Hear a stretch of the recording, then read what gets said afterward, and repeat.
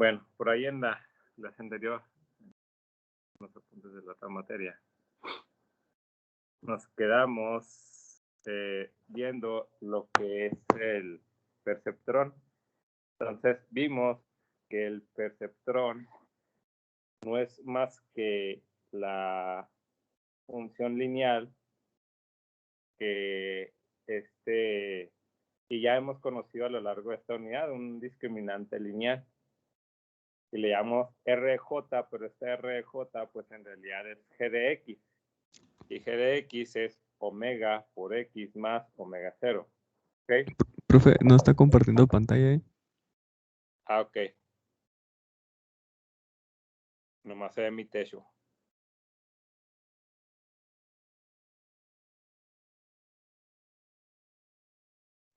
Como que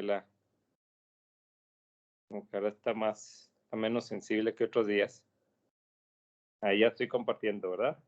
Sí, mero. Entonces les decía, el perceptrón, al final de cuentas, no es más que un discriminante lineal, ¿ok? Como una G de X, pero en este caso le llamamos R. Entonces, no es más que la sumatoria de los pesos con X más una polarización que es omega 0. La diferencia es que en vez de tener una función binaria que te diga que perteneces a una clase o a otra, lo que tenemos es una función de activación que nos indica el nivel de pertenencia a una clase u a otra. Y de las, ¿cómo se llama? Funciones de activación más comunes tenemos la sigmoide y la función de base radial. ¿Ok? Entonces, vamos a ver. Una función, bueno, vamos a ver recordemos cómo es un espacio de características. Si tenemos dos características,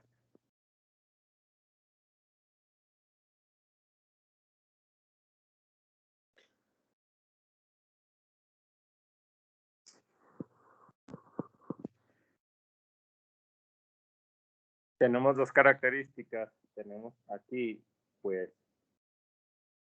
los puntos de una clase y los puntos de la otra clase.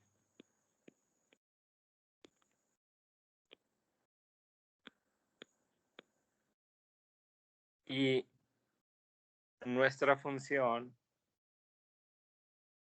es una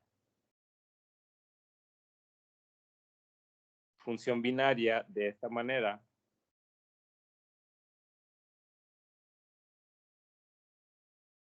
¿Cómo pudiéramos interpretar una función binaria en este espacio de características? ¿Cómo lo pudiéramos interpretar, chavos?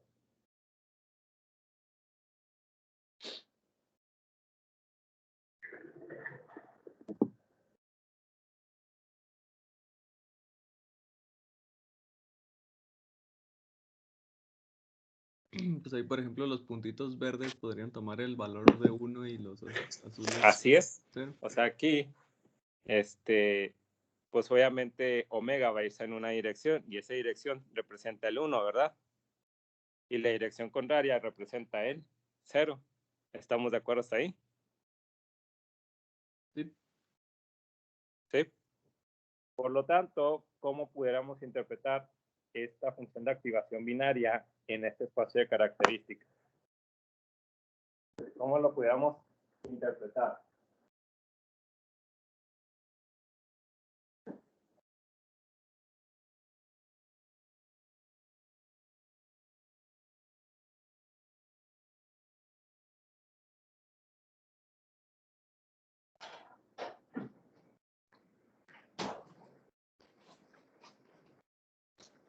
Si la función vale 1, pertenece a la clase verde, y si vale 0, pertenece a la clase azul. Ok, ¿y cómo pudiéramos representar la división de clases en forma binaria? Pues simplemente con una línea, ¿verdad? Aquí vemos la representación binaria. De un lado tenemos 0 y del otro lado tenemos el 1. ¿Estamos de acuerdo hasta aquí? Sí. Sí. Ok. Ahora, pregunta. Vamos a poner que tenemos una función de activación de tipo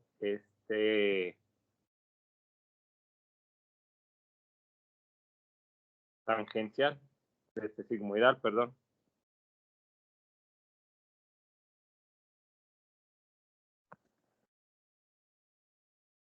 Tengo los puntos de una clase.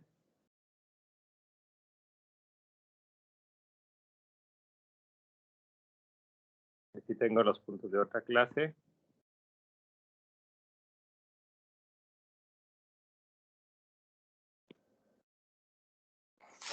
Y ahora mi función de activación es sigmoidal. Ayer en la sesión anterior yo les presentaba la función de activación sigmoidal.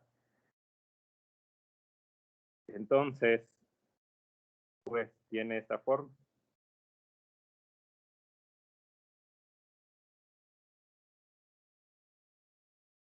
¿Cómo pudiéramos interpretar esta función sigmoidal respecto a mi plano, a mi espacio de características?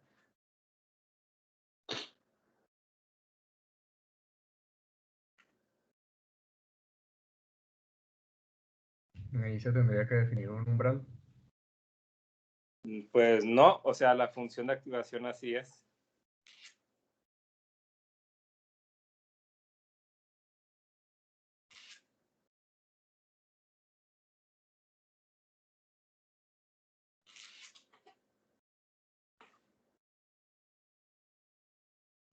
Aquí, si se fijan, en la función de activación sigmoidal tenemos una zona donde tenemos la clase 0 y otra zona donde la clase es 1. Pero luego tenemos esta zona. ¿Cómo pudiéramos interpretar eso?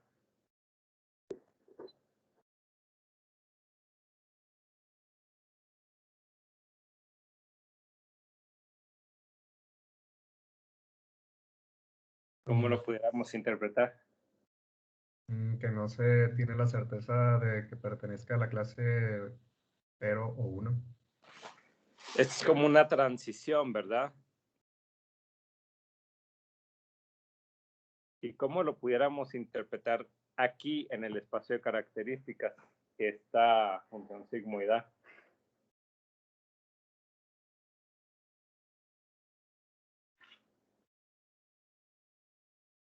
Que está muy cercano a la división. Pues mire, sería así.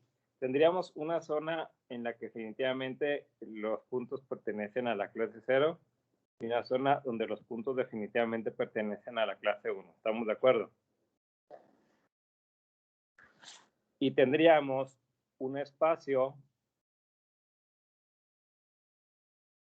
en el cual habría incertidumbre.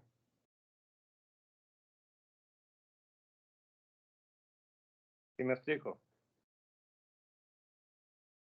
En este espacio, cualquier punto que caiga aquí o tiende a cualquier punto que caiga aquí en este subespacio puede pertenecer a cualquiera de las dos categorías, pero va a tener más pertenencia a una que a otra, ¿verdad? ¿Sí se fijan? Entonces aquí no tenemos una línea así de clasificación, sino que tenemos tres espacios. Un espacio donde va a ser 0, un espacio donde va a ser 1 y un espacio donde vamos a tener una transición entre el 0 y el 1. Así es como funciona la función de activación sigmoide. ¿Sí se fijan? ¿Sí se entiende? Sí. Sí, esa sería la transición. Ok.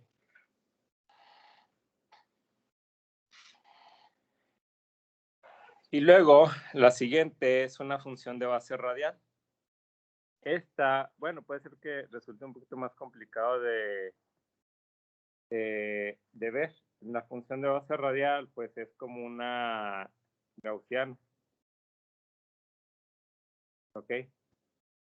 Y esta gaussiana requiere de un análisis estadístico donde voy a tener una especie de valor medio, ¿sí? MR sería en este caso. Y en este caso, lo que sucedería es lo siguiente. Tengo aquí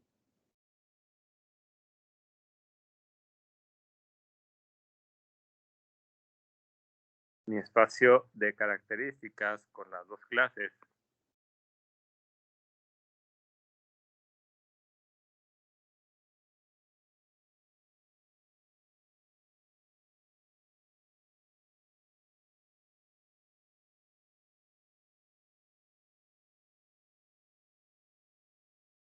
Entonces, lo que vamos a suceder es que vamos a encontrar la media de una clase y la media de la otra clase. Y con esas medias y la desviación estándar, vamos a trazar como una especie de gaussianas que nos van a decir el nivel de pertenencia de ese punto a esa clase. ¿Ok? Entonces se dan de cuenta que vamos a trazar como que gaussianas que nos van a decir qué tanto pertenece un punto a una determinada clase con base en la respuesta R, con base en esto. Perdón. Con base en esto de aquí. ¿Ok? Entonces, esa es la interpretación geométrica. Ahora, eso es en cuanto a una neurona. ¿Ok? En el trabajo de Rosenblatt, se propone, como se observa aquí en este índice J, no una neurona, sino varias neuronas. Entonces se propone lo que era una red de neuronas perceptrón.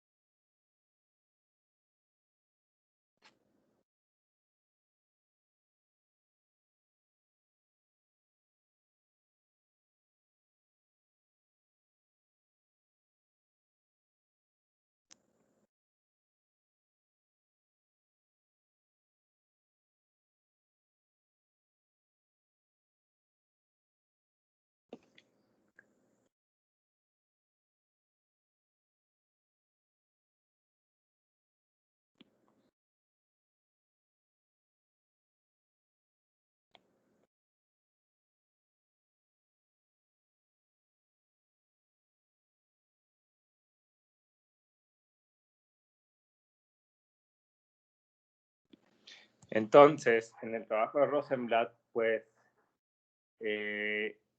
lo que se hacía originalmente es que yo tengo una entrada. Y de esta entrada, ¿ok?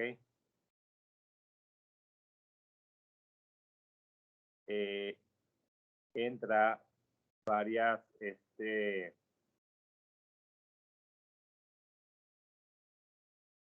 entra a varias neuronas.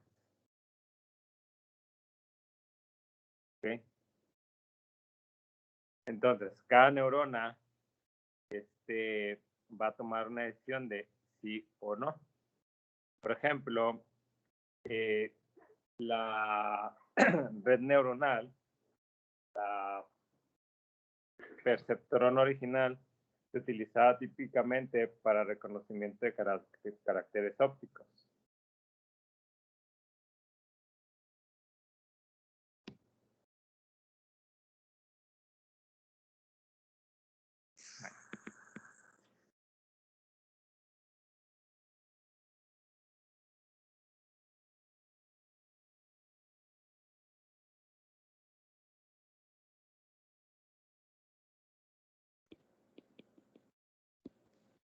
Lo que sería el OCR.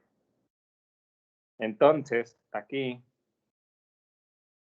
una neurona era como para identificar A o no A. Otra neurona es para identificar la B o no B. Y así sucesivamente, ¿no? Hasta ZI, no Z. Si se fijan. Entonces, cada neurona nos va a dar un grado de pertenencia de la entrada y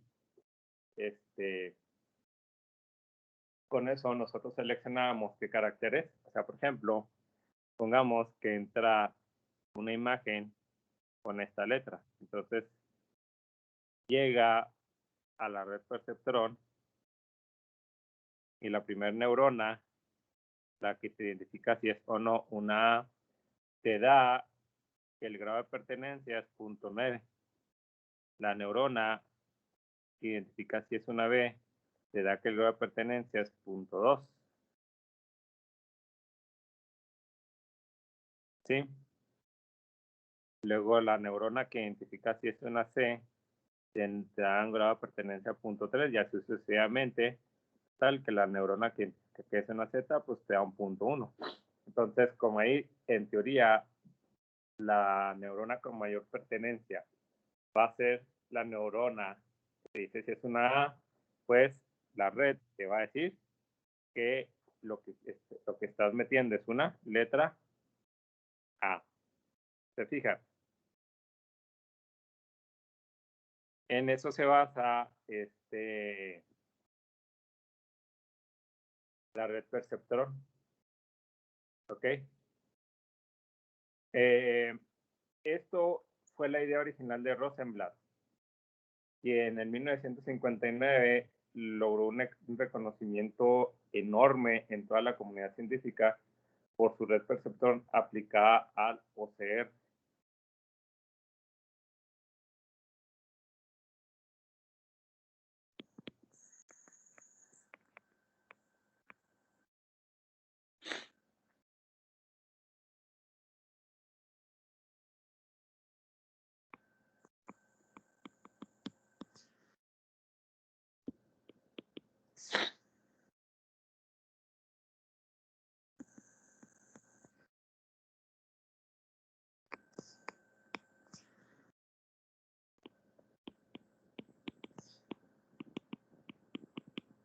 Entonces,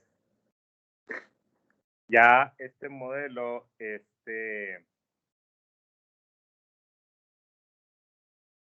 pues, bueno, quisiera hablar un poquito de historia. Por aquí tengo un documento y ya lo bajé.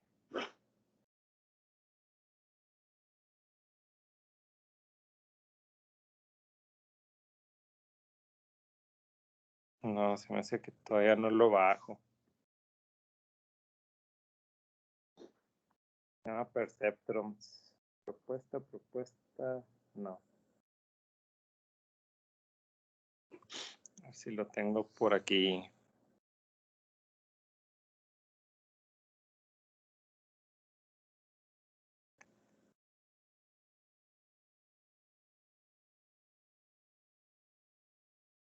Según yo ya lo tenía aquí. Déjenme me lo autopaso para no tener que conectarme a la otra computadora.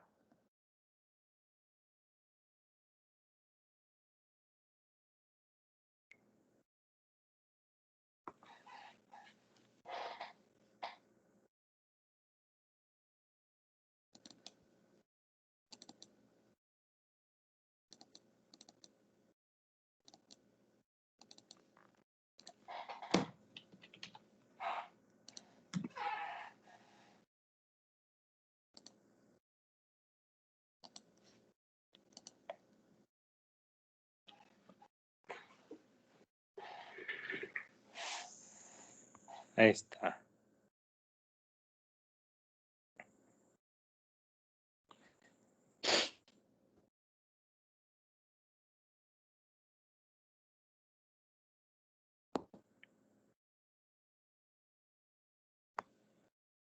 Tarea 5, Perceptron. Es un documento que se desarrolló hace ya algunos años.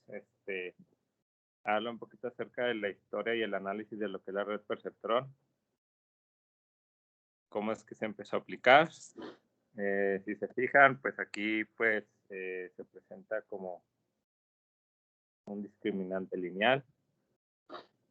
Bueno, aquí ya hay muchas comprobaciones, muchas pruebas que se le hacen. Les presento al señor, bueno, en aquel entonces joven, Frank Rosenblatt. Aquí estaba presentando lo que él le llamaba el ojo, que lo que hacía era, en realidad, era un arreglo de fotorreceptores de 20 por 20. Que esto, pues básicamente, estos de aquí eran los fotorreceptores. Esto de aquí eran los fotorreceptores. Y luego estos fotorreceptores tomaban foto a cualquier letra o cualquier figura, y ya pues se formaba aquí la letra, ¿no? Aquí se formaba, por ejemplo, no sé, una letra B, y esa información pasaba por todo este cablerío.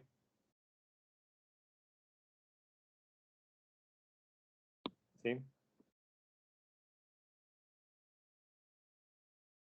¿Cómo la ven?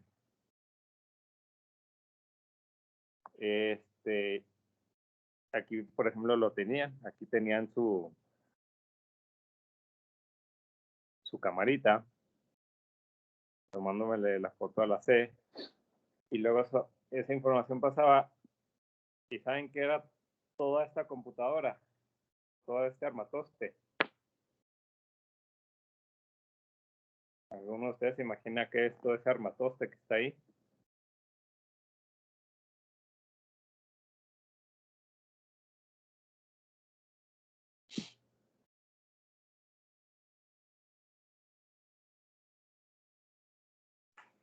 Ese armatoste que está ahí era, le llamaban Perceptron Mark I,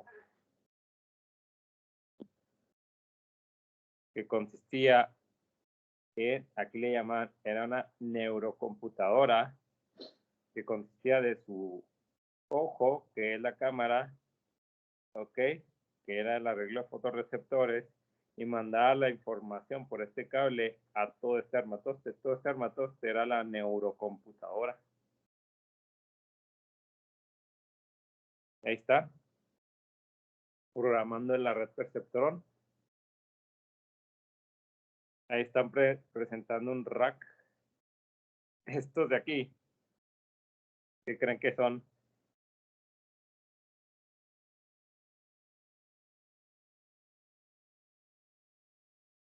¿Qué se imaginan que son esos de ahí?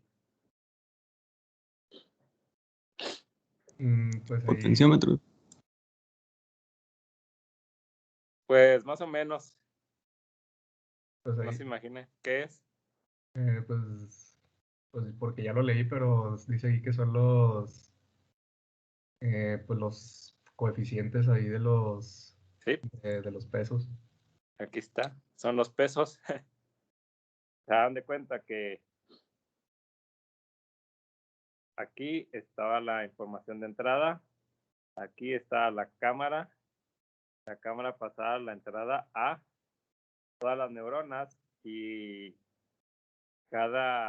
¿cómo se llama? Cada rack de de resistencias, pues se dan los coeficientes. ¿Cómo la ven? Ahí están, miren. haciéndole ajustes a los coeficientes.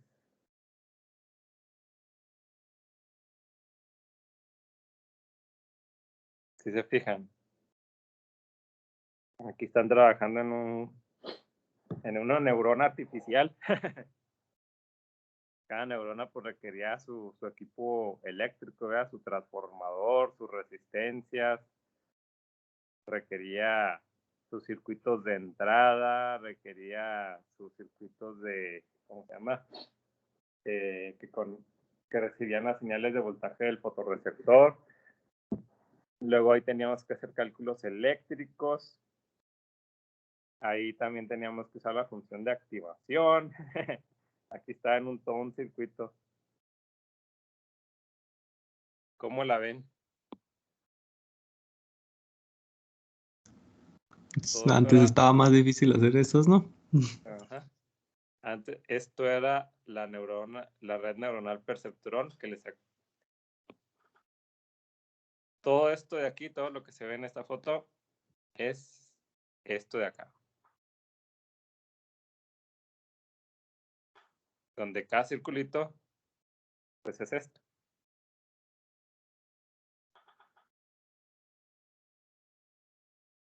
Sí.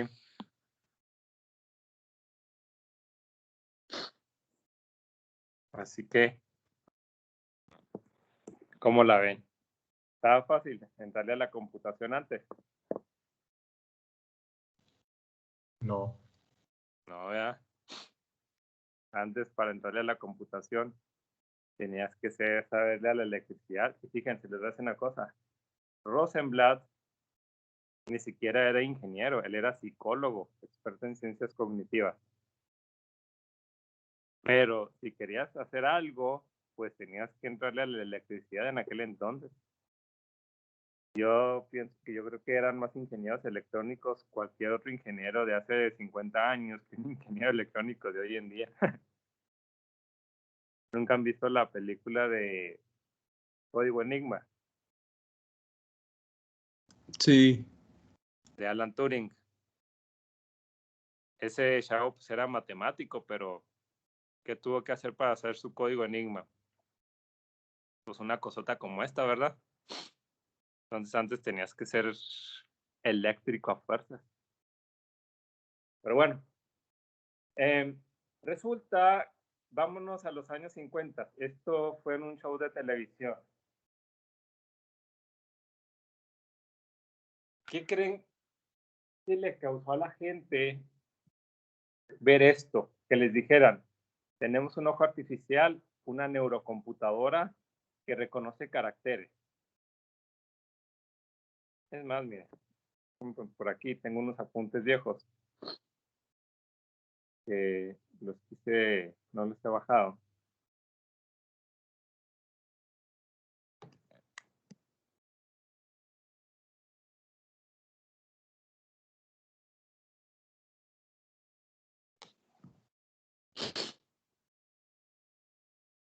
Ahí tengo un video en YouTube, en estos apuntes, me los veo. Se llama clase 4, el perceptrón.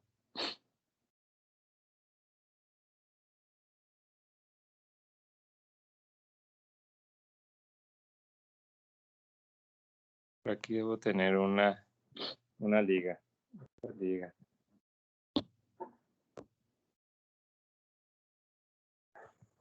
¿Cómo se le hará aquí en el iPad para seguir una liga?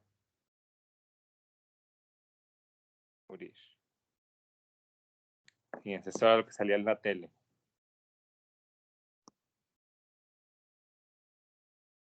¿Sí escuchan? No, le tiene que activar el audio usted. Sí, ahí voy. No. Entonces voy a tener que dejar de presentar. Luego vuelvo a presentar.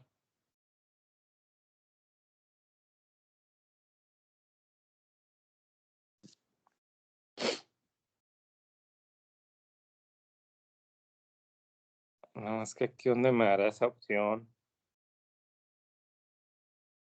de compartir. Es que estoy en el iPad.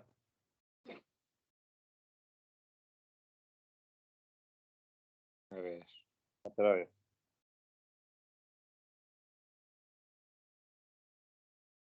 Compartir pantalla.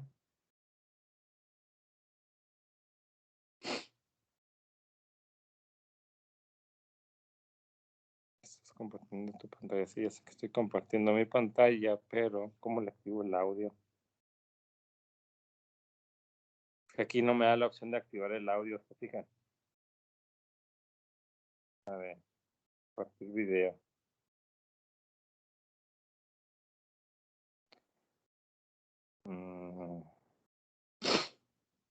No, se me hace que no, por aquí. Bueno, igual lo podemos ver sin audio este video. Nada más quería mostrarles la publicidad que se le hacía al Perceptron en aquellas épocas.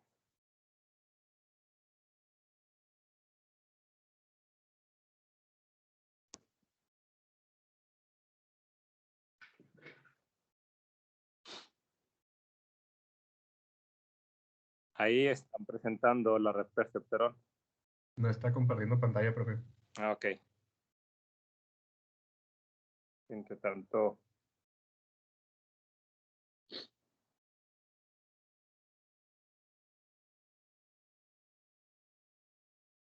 ok, ahí ya estoy compartiendo, ¿verdad? Sí. Sí. Ok, va de nuevo.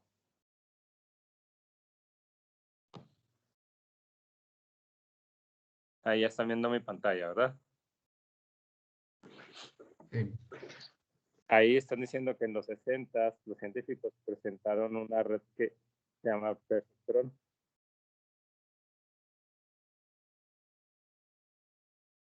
Y entonces ese perceptron lo están entrenando para reconocer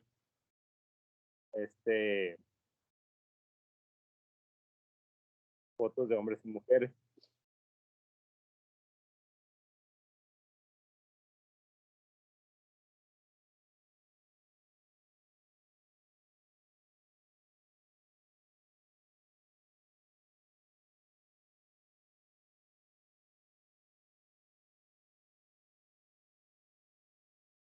Y luego ahí ya está la red, ya la entrenaron la red y ahora ahí la están usando.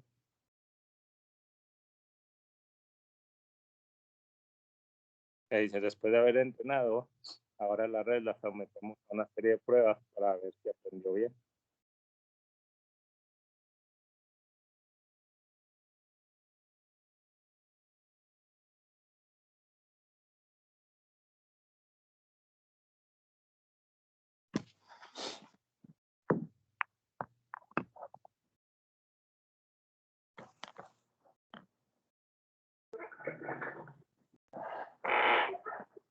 Váyanse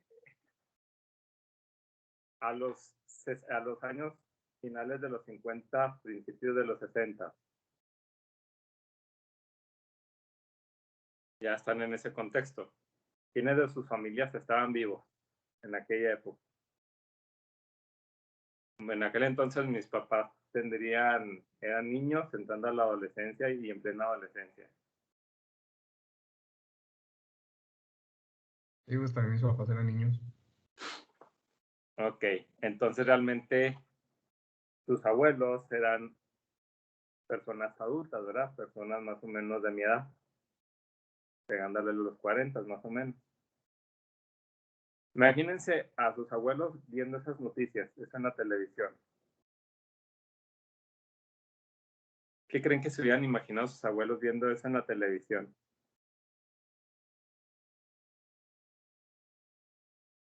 Qué brujería.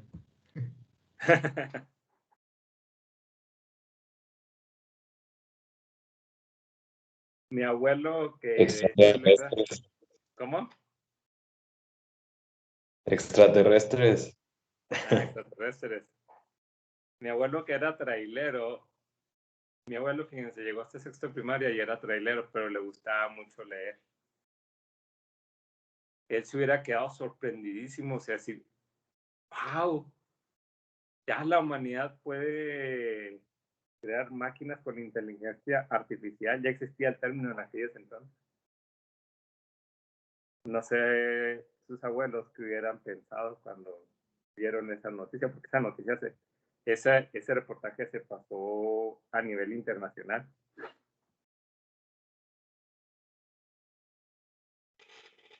Entonces, resulta que cuando pasó eso, pues bueno, aquí la gente en México, como ustedes dicen, a lo mejor no lo dimensionaron científicamente, pero imagínense los políticos, imagínense los militares, ¿qué pensaron cuando vieron eso?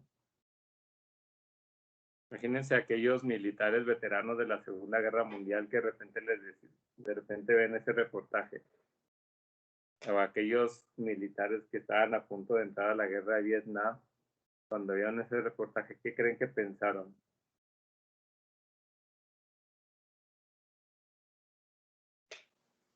O aquellos políticos estadounidenses, Lyndon Johnson, los Kennedy, todos esos, ¿qué han de haber pensado cuando vieron eso?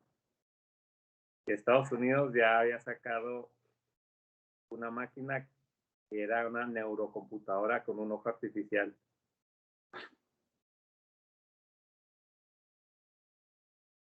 Nuevas armas. Fue algo que dijeron, wow. Imagínense cuánto dinero le dieron a Frank Rosenblatt para que siguiera sus investigaciones para mejorar su neurocomputadora. Imagínense todo el dinero que le dieron a Frank Rosenblatt para que siguiera con sus perceptrones. Todo el dinero y todo el apoyo.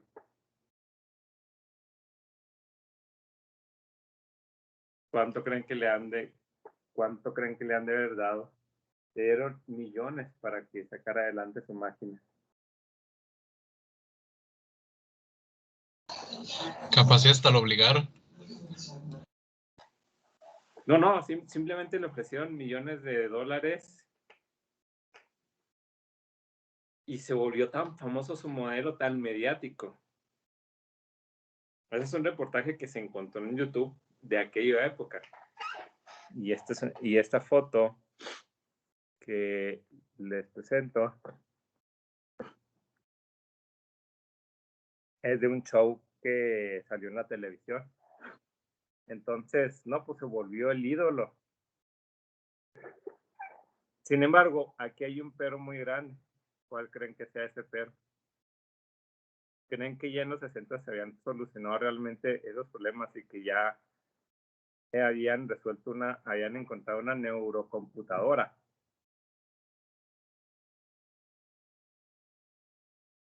No, pues está bastante limitado, ¿no? Sí, es más, yo creo que ni ahora, ni siquiera hoy en día. Ni siquiera hoy en día hemos llegado a lo que en los 60 pensaron que había llegado Rosenblatt. Entonces, después de un tiempo, conforme hagan de cuenta que a Rosenblatt le dieron millones y millones de dólares en apoyo y fue desarrollando sus neurocomputadoras, pero pues, ¿qué creen que pasó? Que la neurocomputadora de Rosenblatt pues, no era más que un conjunto de discriminantes lineales. Entonces, en aquel entonces había gente de otras áreas que también estaban desarrollando modelos de inteligencia artificial basados en otras técnicas y que también daban tan buenos resultados como el de Rosenblatt. Pero pues sus resultados no eran tan publicables porque se creía que Rosenblatt ya había dado la respuesta. Y los invito a que lean esto que dice aquí. No estoy compartiendo, Perdón.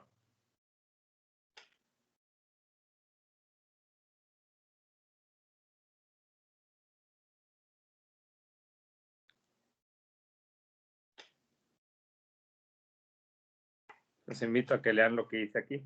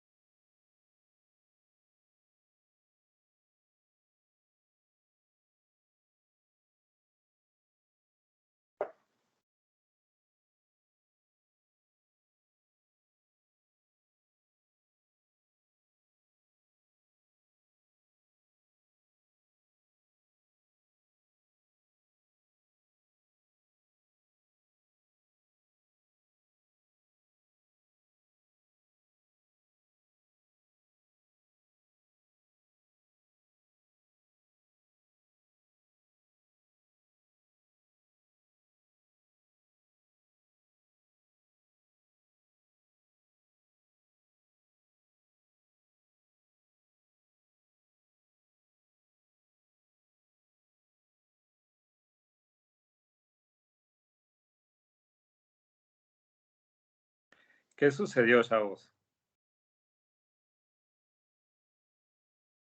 Pues básicamente otros investigadores cancelaron a Rosenblatt, en pocas palabras. ¿Por qué? Pues porque no les pareció su trabajo y decidieron que,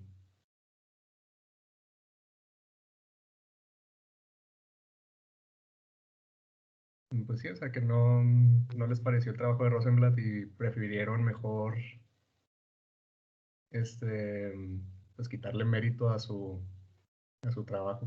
Así es. Eso vino, Rosenblatt pues hizo un esfuerzo muy grande por mantener su, ¿cómo se llama? Su hallazgo, por llamarlo así, o algo original. Y se le dieron muchos apoyos. Sin embargo, conforme fue pasando el tiempo, la comunidad científica fue demostrando que el modelo de Rosenblatt pues tenía muchas limitantes. Al grado que en 1969 se publica un libro por Marvin Minsky que se llamaba Perceptrons, donde él publicaba las limitaciones de las redes neuronales artificiales. Y con ese libro, ¿qué creen que pasó? El campo de las redes neuronales artificiales se estancó por 20 años. Siguieron saliendo todavía otros modelos de redes neuronales artificiales, pero no se llamaban así, porque si le ponías red neuronal artificial, luego se iban con las ideas de Rosenblatt y decían, no, eso fue un engaño. Por ejemplo, surgió los mapas autoorganizados de Cojonen y la teoría de resonancia adaptiva. Esos dos modelos son en realidad redes neuronales artificiales, pero salieron bajo otro nombre. Volvieron a agarrar auge las redes neuronales artificiales ahí por finales de los 80s, principios de los 90s, cuando se publica un algoritmo de entrenamiento que es el backpropagation, y ese algoritmo de entrenamiento ayudó a que se resolvieran muchos problemas que la red original de Rosenblatt no resolvía. Luego en los 90 surgen las redes neuronales pulsantes o las Spiking Neural Networks, y en los 2000 lo que es el Machine Learning adopta las redes neuronales, y a partir de ahí agarraron un auge tal que ahora más o menos desde el 2015 a la fecha, el modelo más aceptado en la comunidad científica y en la tecnología pues son las redes neuronales convolucionales. Hoy en día es al revés a como era hace 40 años. Hoy en día todo lo que lleva red neuronal convolucional causa un interés, cuando hace 40 años pues estaban estancadas estas áreas. Entonces esto nos deja muchas lecciones como investigadores. Son lecciones de cosas pues que debemos de tener cuidado. ¿Qué nos deja de lección?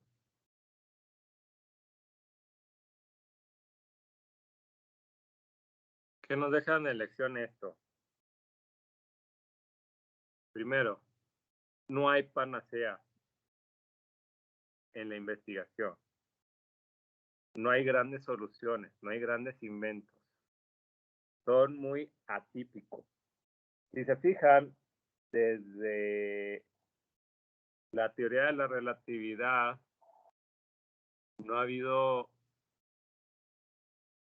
ha vuelto otra teoría o modelo así, tan, ¿cómo se llama? Tan rimbombante como aquellos modelos que surgían en los siglos XVI, XVII, XVIII, XIX y principios del XX. Que la mecánica clásica de Newton, que la ley de Boyle, que la teoría de la relatividad de Einstein. ¿Por qué?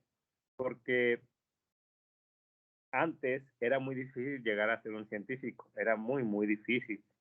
y dedicarse a la ciencia era algo muy, muy difícil. Pocos llegaban a ese nivel. Había mucha gente que tenía la capacidad, pero pues no tenía los medios. Eran pobres, vivían en comunidades rurales, se enfermaban.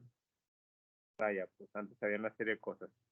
Y la poquita gente que llegaba a esos niveles, pues bueno, a veces por su capacidad de inteligencia llegaban a ser grandes, llegan a hacer sus leyes, pero pues en realidad eran puntos de inicio. Por ejemplo,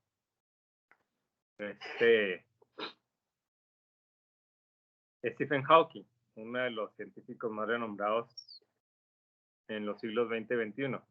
Díganme, ¿cuál fue el trabajo que lo hizo famoso? ¿Cuál fue así su contribución?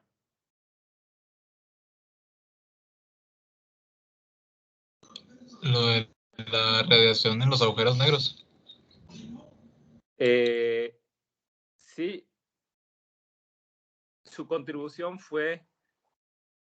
ayudó a encontrar una expresión que de hecho trataba de explicar el origen del universo.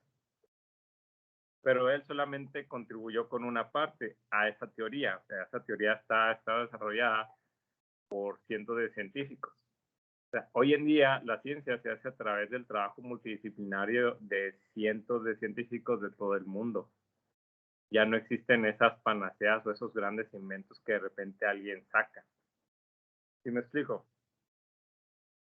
Antes sí era un poquito así porque pues, realmente había muy pocos que llegaban a ser científicos y de esos pocos, pues eran muy pocos los que hacían alguna aportación.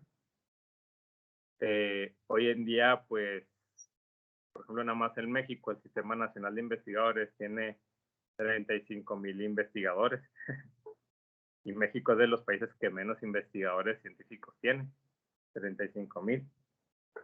Entonces, ya ahorita hay millones de gente que se dedica a la ciencia por todo el mundo. Entonces,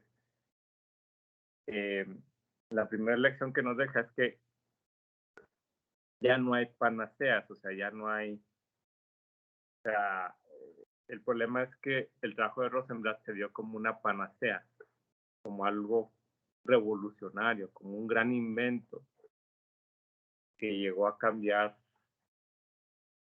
el mundo, como lo querían comparar con la teoría de la relatividad de Einstein o como la mecánica cuántica o como la mecánica clásica de Newton. Y en realidad pues era una aportación más, o sea, Rosenblatt hizo una aportación muy importante. Hoy en día se le da crédito como el padre del campo de las redes neuronales. Su aportación contribuyó a que hoy en día existan muchos modelos como las redes neuronales convolucionales que se utilizan en muchas disciplinas y en muchas áreas. Sin el trabajo de él no se hubiera podido llegar ahí. Pero así es como se debió haber tomado y así es como se deben de tomar los trabajos científicos, como una aportación más. Nosotros no venimos a la ciencia a tratar de cambiar el mundo, sino venimos a la ciencia a dar conocimientos y aportar conocimientos nuevos que vayan contribuyendo al desarrollo de nuevas teorías, nuevos modelos y nuevos esquemas que poco a poco, a través del trabajo multidisciplinario de centros científicos, incluyendo el de nosotros, pues va a ir creando conocimientos nuevos. Eso es lo que ha permitido que se acelere el desarrollo tecnológico de los últimos años. ¿Sí? Eso es lo que permitió que explotara la tecnología en los últimos años. Vale, entonces, claro, hay épocas en las que de plano el desarrollo científico se tiene que acelerar. Por ejemplo, en la Primera Guerra Mundial, pues se aceleró mucho el mundo de la química, desgraciadamente, ¿verdad? Se desarrolló mucho a través de la elaboración de gases tóxicos. Pero bueno, se desarrolló mucho la ciencia gracias a eso. Desgraciadamente, la Segunda Guerra Mundial, pues también fue una desgracia para la humanidad, pero trajo mucho desarrollo de tecnología.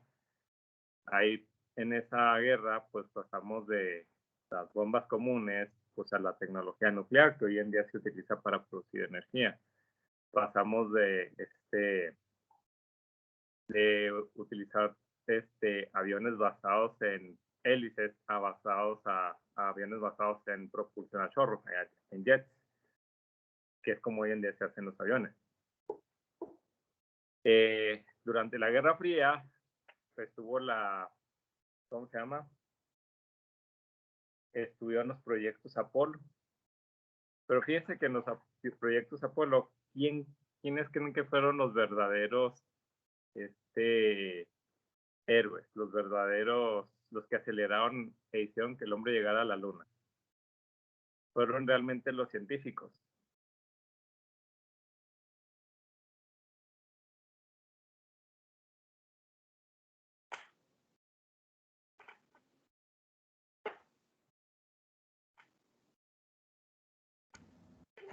Pues podría decir que sí, ¿no? Fíjense que a nivel de ciencia, los proyectos Apolo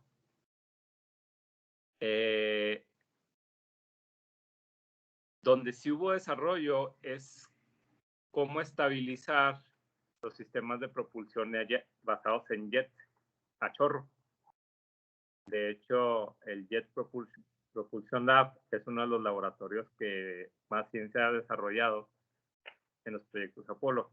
Pero la ciencia o el conocimiento que hizo que el ser humano lanzara objetos al espacio para que estuvieran rondando la Tierra o para que mediante acciones gravitacionales pudiéramos llegar hasta la Luna y poder aterrizar. Todo ese conocimiento ya existía desde el siglo XIX. Los que se aventaron realmente fueron los ingenieros que desarrollaron los jets. O sea, fue más bien ¿cómo se llama? Una aportación hacia la ingeniería que permitió el desarrollo de los jets, que permitió el desarrollo de la electrónica necesaria para que miles de variables se pudieran medir en un pequeño instrumento. Y los pilotos que se aventaron a la nada. Imagínense, no tenían más que una serie de controles manuales para guiarse por el espacio y pues conocimientos en física para saber qué estaban haciendo. No había sistemas de navegación. De hecho, no sé si vieron la película Apolo 13, la referencia que tenían era que la Tierra estuviera visible en en una ventana triangular. Entonces, realmente ese fue ahí quienes se aventaron pues fueron los ingenieros y los pilotos.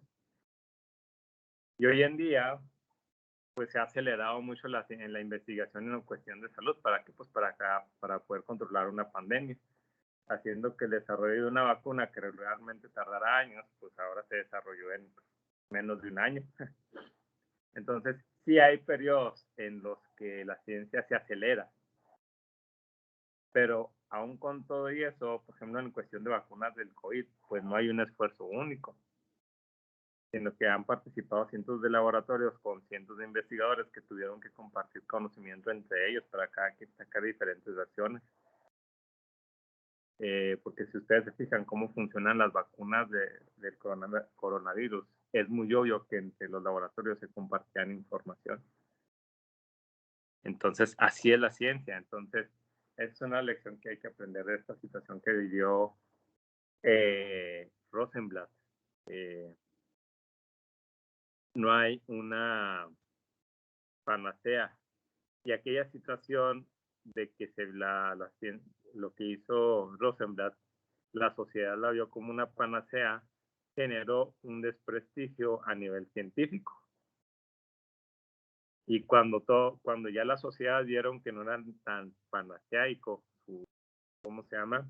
Su trabajo, pues la sociedad dejó de creer en él. Y fíjense qué gacho, cómo es el destino. En 1969, se publica el libro de Perceptrons, donde, ¿cómo se llama? Donde el trabajo de Rosenblatt se demerita. Y después del 69 allá por 1970, principios de los 70, queda muy desprestigiado el trabajo de Rosenblatt. No porque hiciera un mal trabajo, él hizo una contribución muy grande, sino porque se sobrevaloró lo que en realidad hizo, se sobreestimó. En vez de aterrizar y definir, este es el conocimiento que desarrolló, todo el mundo empezó a especular sobre lo que había hecho. Y sin embargo, por ahí de principios de los 70, pues estaba en una situación, Rosenblatt, estaba en plena situación de desprestigio. Y le digo, ¿cómo es el destino? Resulta que en 1972, Rosenblatt, vacacionando ahí en un lago, en un bote, muere. Entonces muere en el desprestigio. De hecho, falleció joven en el 56, sacó su doctorado a la edad de 28, 29 años, y en el 72 fallece en ese accidente. Y bueno, falleció en el desprestigio, y ya conforme fueron pasando los años, pues la comunidad científica se dio cuenta, ¿verdad?, del verdadero valor de lo que hizo Rosenblatt, y hoy en día se le considera el padre de las redes neuronales. Pero en su momento generó tanto ruido y tanta panacea, se le dieron todos los apoyos del mundo, y cuando vieron que su modelo pues tenía sus limitantes y que muchos científicos demeritaron el trabajo de Rosenblatt porque había otros modelos que también daban buenos resultados, pues sucedió esta situación de la cual debemos aprender. No existen panaceas hoy en día. Todos hacemos una aportación al conocimiento en el mundo de la ciencia, mas no creamos un conocimiento absoluto que resuelva los problemas del mundo. Ni antes, ¿verdad? Lo que pasa es que antes lo que se desarrollaba pues era producto de muy pocos investigadores. Entonces, pues a lo largo de estos años pues no faltaba algún genio que lograra sacar algo grande. Hoy en día pues hay cientos de genios por todo el mundo que son aprovechados y se genera un conocimiento mucho más rápido que antes. Eso es lo que pasa hoy en día. Por eso en algunos modelos educativos que existen en el mundo, el modelo es enseñar a las personas a adquirir conocimiento, no enseñarles el conocimiento que ya está establecido a priori, y es en donde falla el modelo mexicano, que todavía te enseñan las leyes de la física como leyes absolutas, cuando en otras partes del mundo te enseñan a que tú tengas curiosidad por aprender qué significa cada ley, cómo interpretarla, y si tienes ganas de entrarle a las ciencias, cómo mejorarla. Así es como se maneja el conocimiento el día de hoy. Bien. Pero, fuera de este paréntesis, por eso me gusta mucho este tema de las redes neuronales, porque da muchas lecciones que aprender. Fuera de este paréntesis de todo lo que nos enseña esta situación de las redes neuronales, al final de cuentas, la red neuronal es una red de aprendizaje. Yo les mencionaba cuando vimos el Lean-Mean Square que un modelo de una función discriminante lineal solo es eso, un discriminante lineal. ¿Cómo podemos pasar de un discriminante lineal a un clasificador supervisado? Pues haciendo que los coeficientes del discriminante lineal los podamos ajustar mediante un esquema de aprendizaje. ¿Estamos de acuerdo? ¿Y cómo logramos eso? Bueno, pues resulta que para que la red perceptrón fuera considerada una red neuronal, pues necesitaba aprender ella sola. Entonces, ¿cómo era el entrenamiento del perceptrón? Vamos a ver.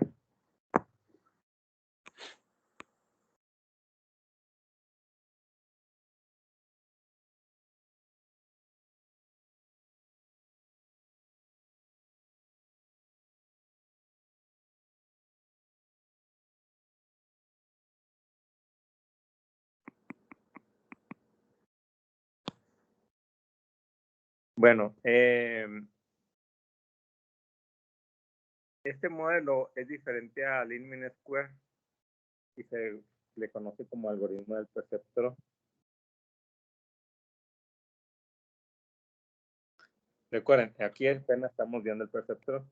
El backpropagation, que es el que se utiliza hoy en día, tiene como base el Lean-Mean Square, pero el modelo original no se basaba en Lean-Mean Square.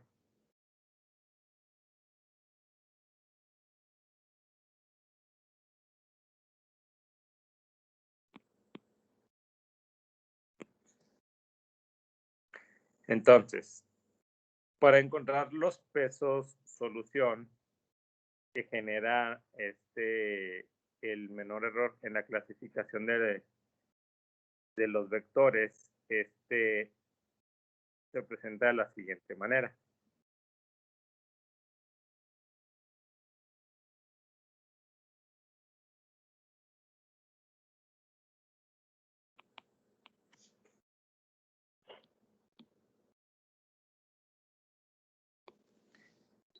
Los pesos comillas se refiere a la solución. ¿Ok?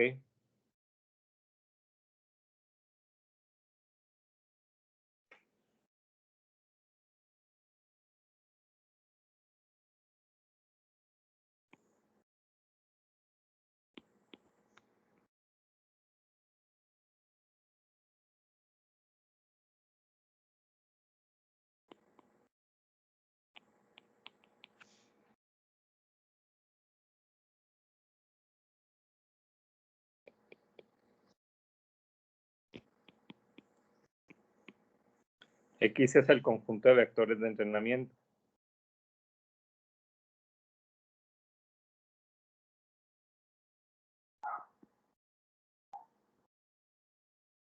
Y recordemos que aquí las clases son W, no omega.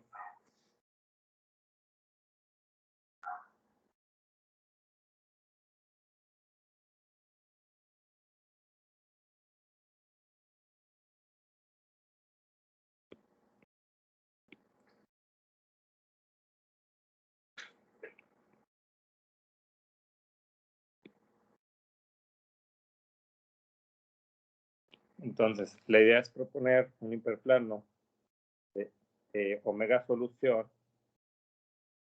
Cuando sea mayor a 0, X va a pertenecer a una clase. Entonces, para toda X que pertenece a clase 1, y omega solución va a ser menor a 0 para toda X que pertenezca a la clase 2. Entonces, la solución del perceptrón sigue siendo un modelo de optimización, y como todo modelo de optimización tiene su función de costo.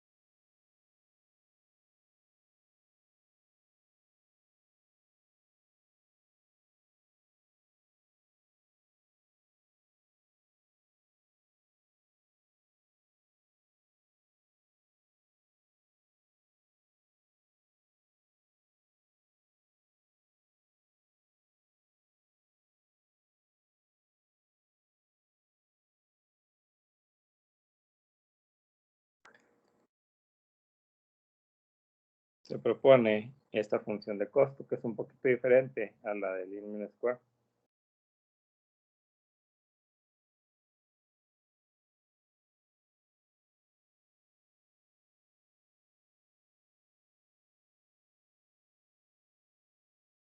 ¿Ok? Donde este simbolito raro es el conjunto de vectores mal clasificado.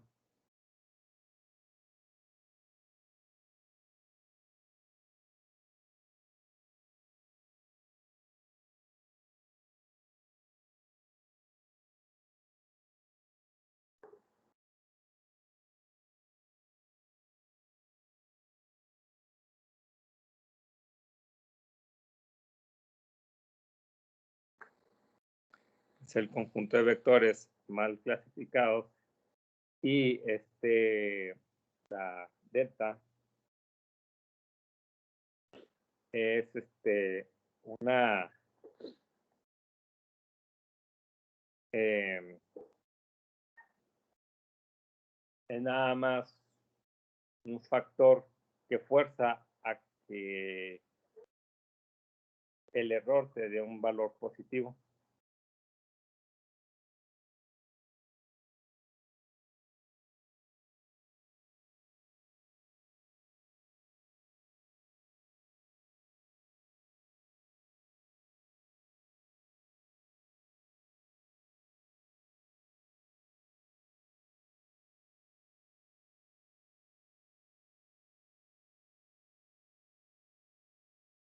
Ya que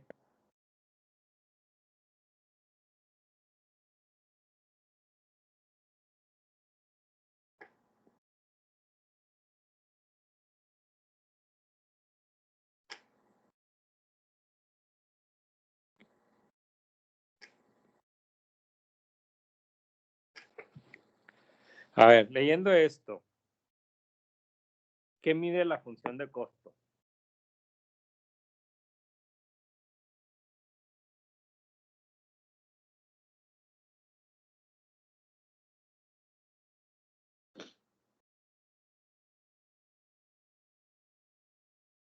¿Qué mide la función de costo?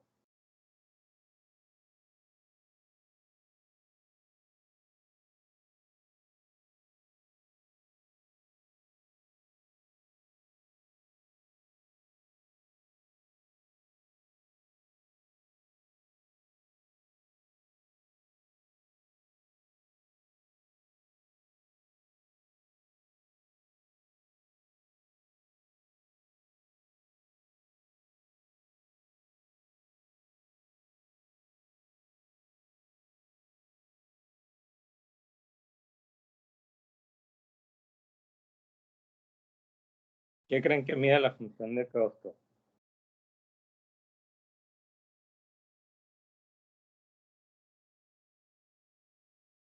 Pues ahí me diría, bueno, se me ocurre a mí qué tan mal clasifica omega a unos vectores X. Ok, ¿y cómo lo mide? Pues entre mayor sea el valor de J omega, pues sería una mala clasificación, Ok, porque habría más error. ¿y cómo medimos el error? ¿Cómo medimos si hay más o menos error?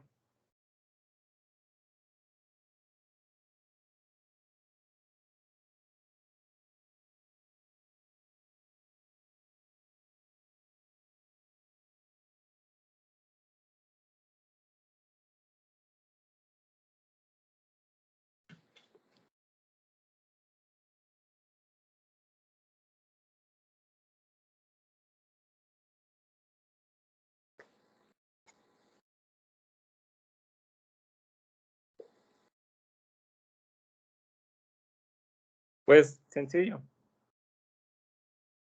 Si X pertenece a W1, pero está mal clasificado, vamos a multiplicar por -1.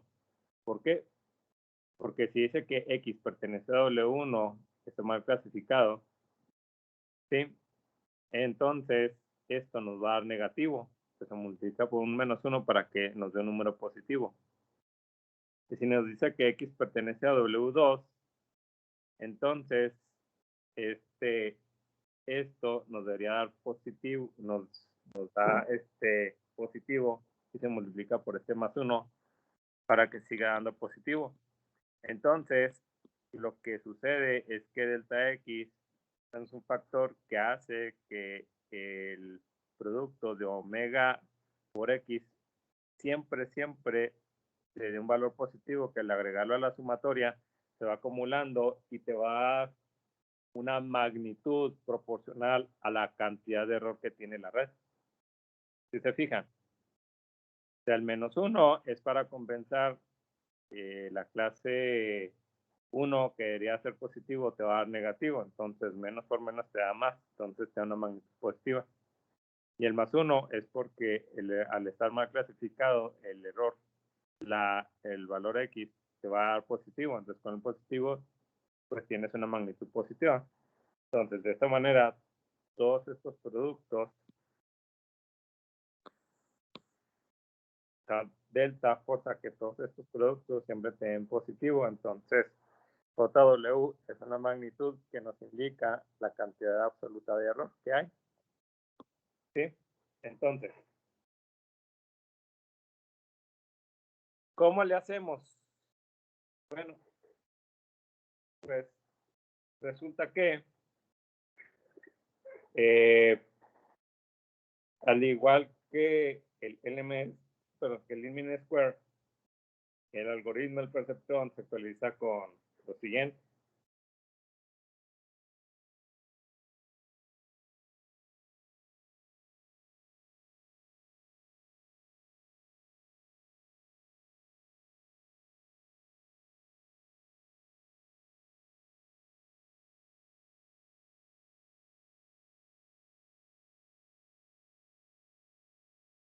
Se actualiza con omega de n+1 igual a omega n más el incremento de omega. Menos, perdón. Y esto es igual a omega n menos un factor que va a ser el paso. ¿Ok? Multiplicado por función de costo derivada respecto a omega. ¿Sí? Entonces, aquí, esto pues es el paso de omega t. Y la derivada de omega respecto a omega, pues es el salto. Por lo tanto, ¿cómo es el algoritmo del entrenamiento del perceptrón? ¿A qué nos da? Pues muy sencillo. Nos da a que omega de n+1 es igual a omega de n menos el paso multiplicado por la derivada de la función de costo respecto a W.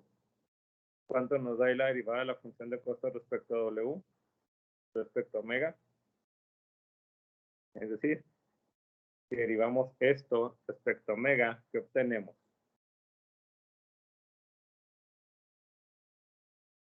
La sumatoria de los productos delta X por X. Así es. Menos la sumatoria de todos los vectores que pertenecen al conjunto de vectores mal clasificados, por lo que necesitamos tener, por lo que el perceptor no es un algoritmo supervisado de delta de X por X. Y eso, señores, pues es la regla de entrenamiento del perceptrón. Así como el mean square tiene su regla de entrenamiento, esta sería la del perceptrón. ¿Dudas?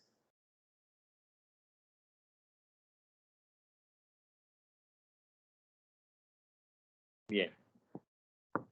Ok, en la siguiente sesión vamos a hablar muy rápidamente de lo que viene siendo el algoritmo para entrenar un perceptrón. Ok, ¿cuál es el algoritmo que haces? Es un algoritmo muy sencillo. Luego vamos a ver el criterio de convergencia del perceptrón. Y de ahí luego vamos a ver una idea de cómo implementar de mejor manera el perceptrón, que es la red perceptrón multicapa con su algoritmo, que es el backpropagation. Pero bueno, eso ya lo vemos en la siguiente sesión. Por lo pronto, ¿alguna pregunta, alguna duda? ¿No? Oh, Bueno, si no hay más dudas, si no hay más preguntas, voy a dejar de grabar.